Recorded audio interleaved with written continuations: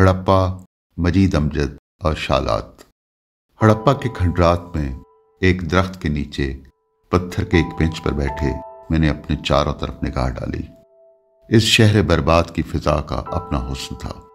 April کی نرم دھوپ میرے چاروں طرف پھیلی ہوئی تھی اور میں دور دور تک پھیلے ان کھنڈروں کو دیکھ کر زمانے کے الٹ پھیر پر غور کر رہا تھا۔ وقت کا دریا بھی کیسا دریا ہے، راستہ بدلتا ہے لیکن رکتا نہیں۔ پھر اچانک مجھے شالات کا خیال آیا۔ میں سوچنے لگا ایسا ایک روشن دن ہوگا جب جرمنی کی سیاہ لڑکی شالات ہڑپا کی تہذیب کے آثار دیکھنے یہاں آئی تھی۔ دوسری جنگ عظیم میں جرمنی کو شکست ہو چکی تھی۔ وہ اسی مفتوح قوم کی بیٹی تھی جس کی بے قراری اسے ملکوں لیے پھر رہی تھی۔ اس نے بھی حیران آنکھوں سے ہڑپا کے ان آثار کو دیکھا ہوگا۔ ہڑپا کے ان پرکشش آثار سے 29 میل دور ساہیوال ہے، وہی ساہیوال جہاں مجید امجد رہتا تھا، اداس اور تنہا مجید امجد، جس کی کائنات اپنے گھر، دفتر اور اسٹیڈیم ہوٹل تک محدود تھی۔ کاتب تقدیر نے دونوں کی قسمت میں ایک دوسرے کے ساتھ عارضی ملاقات لکھی تھی۔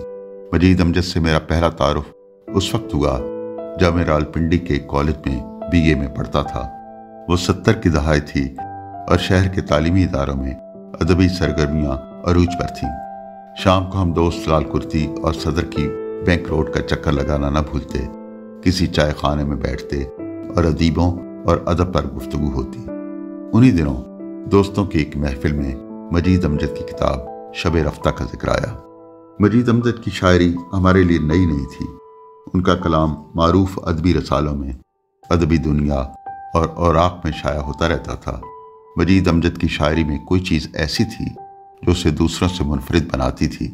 اس کے موضوعات، اس کی زبان، اس کی نظم کی حید اور اس کی ٹریٹمنٹ دوسروں سے یکسر مختلف تھی۔ مجھے یاد ہے میں نے راولپنڈی کی قدیم بک سینٹر سے ایک کتاب خریدی تھی، وہی بک سینٹر جس کے ہمسائے میں پاکستان نیشنل سینٹر ہوا کرتا تھا۔ اس سڑک پر گئے ایک مدت ہو گئی ہے، معلوم نہیں وہ دکان اب وہاں ہے یا نہیں۔ شب رفتہ کیا تھی؟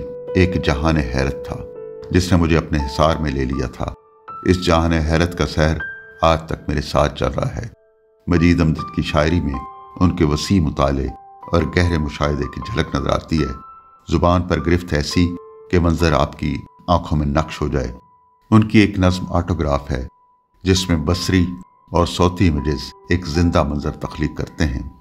نظم کے اس منظر میں نوجوان لڑکیاں اپنے ہاتھوں میں آٹوگراف بکس لیے کرکٹ کے کھلاڑیوں سے آٹوگراف لینے کی منتظر کھڑی ہیں۔ اس نظم کی 3 لائنیں ملاحظہ کیجیے جو شاعر کی زبان پر دسترس ظاہر کرتی ہیں۔ محیب پھاٹکوں کے ڈولتے کواڑ چیخ اٹھے، ابل پڑے الجھتے بازوؤں چٹکتی پسلیوں کے پرہراس قافلے گرے پڑے بھنور ہجوم کے۔ مجید امجد کی زندگی دکھوں اور محرومیوں کی کہانی تھی۔ وہ ساہیوال میں فریڈ ٹاؤن کے ایک چھوٹے سے گھر میں رہتے تھے۔ زندگی کی کڑواہٹ ان کے ارد گرد تھی، لیکن وہ لمحے موجود کے جینا بھی چاہتے تھے۔ اس جینے کا جتن ان کی شاعری تھی جو ان کے لیے کیتھارسس کا ایک ذریعہ تھی۔ شب رفتہ کی ایک نظم کی کچھ سطریں ملاحظہ کریں۔ دوست یہ سب سچ ہے لیکن زندگی کاٹنی تو ہے، بسر کرنی تو ہے۔ گھات میں ہے منتظر چلے پہ تیر، ہرنیوں نے چوکڑی بھرنی تو ہے۔ مجید امجد بظاہر ایک عام سے منظر اور واقعے کو بیان کرتے اور اس میں سوچ اور فکر کے دیے روشن کر دیتے۔ اس پر ان کی فنی چاپک دستی مستزاد۔ کنواں بھی ایک ایسی نظم ہے جس میں مجید امجد کی فن پر دسترس عروج پر ہے۔ نظم کا آغاز ان سطروں سے ہوتا ہے۔ کنواں چل رہا ہے مگر کھیت سوکھے پڑے ہیں، نہ فصلیں نہ خرمن نہ دانا، نہ شاخوں کی باہیں نہ پھولوں کے مکھڑے، نہ کلیوں کے ماتھے نہ رت کی جوانی۔ گزرتا ہے کھیتوں کے پیاسے کیاروں کو یوں چیرتا تیز خون رنگ پانی، کہ جس طرح زخموں کی دکھتی تپکتی تہوں میں کسی نیشتر کی روانی۔ پھر ایک روز مجید امجد کی اداس، تنہا اور ٹھہرے پانیوں جیسی زندگی میں جیسے کسی نے کنکر پھینک دیا ہو اور لہریں دائرہ درب دائرہ پھیلنے لگیں۔ اس کی ذمہ دار شالات تھی جو جرمنی سے پاکستان آئی تھی۔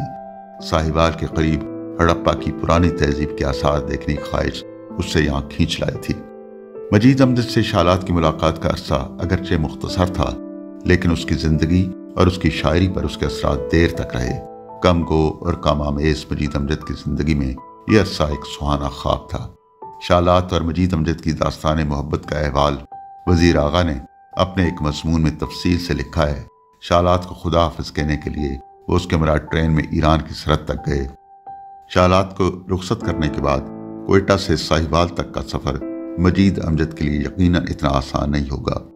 उनके महसूसात की एक झलक नज़्म कोयटा में देखी जा सकती है। बरस गया बखराबात आरज़ू तेरा गम, कदा कदा तेरी यादें, सुबह सुबह तेरा गम, तेरे ख्याल के पहलू से उठ के जब देखा, महक रहा था ज़माने में सूबसू तेरा गम। कहते हैं शालात के जाने की कुछ अरसे बाद तक उसके और मजीद अमजद के माबैन ख़त व किताबत का तबादला होता रहा। यूँ तो मजीद अमजद की कई नज़मों में शालात का अक्स नजर आता है, लेकिन उनकी नज़म म्यूनिख में शालात का बराह रास्त तज़किरा है, जिसमें मजीद अमजद चश्मे तसव्वुर में जर्मनी के शहर म्यूनिख में क्रिसमस के दिन बर्फबारी का मंजर देख रहे हैं, जब शालात कई बरसों और कई मुल्कों की सियाहत के बाद वापस अपने घर लौटती है, जहाँ उसकी बूढ़ी माँ उसका इंतज़ार कर रही है। म्यूनिख के शहर से कोसों दूर साहिवाल के फ्री टाउन में मजीद अमजद अपने क्वार्टर में बंद खुद को म्यूनिख की खुली फिजाओं में महसूस कर रहा है। ये क्रिसमस का दिन है और म्यूनिख के गली कूचों में बर्फ गिर रही है। ये शायर के तसव्वुर का एजाज है जिसने फासलों को समेट लिया है। इस नज़्म की चंद सतरें मुलाहिजा हूँ। फासलों की कमंद से आज़ाद मेरा दिल है कि शहर म्यूनिख है, चार सू जिस तरफ कोई देखे, बर्फ गिरती है, साज बजते हैं। अचानक दरख्त पर बैठे एक परिंदे की आवाज़ ने मुझे चौंका दिया। मैंने सर उठाकर देखा जहाँ से आवाज़ आई थी, लेकिन दरख्त के पत्तों में परिंदा कहीं नजर नहीं आया। मैंने देखा कि मैं हड़प्पा में एक दरख्त के नीचे पत्थर के बने हुए बेंच पर बैठा हूँ। मैं सोचता हूँ शायद वो भी एक ऐसा ही रोशन दिन होगा जब शालात ने मजीद अमजद की जिंदगी की ठहरी हुई झील में कंकर फेंका था और फिर लहरें दायरा दर दायरा फैलने लगी थी।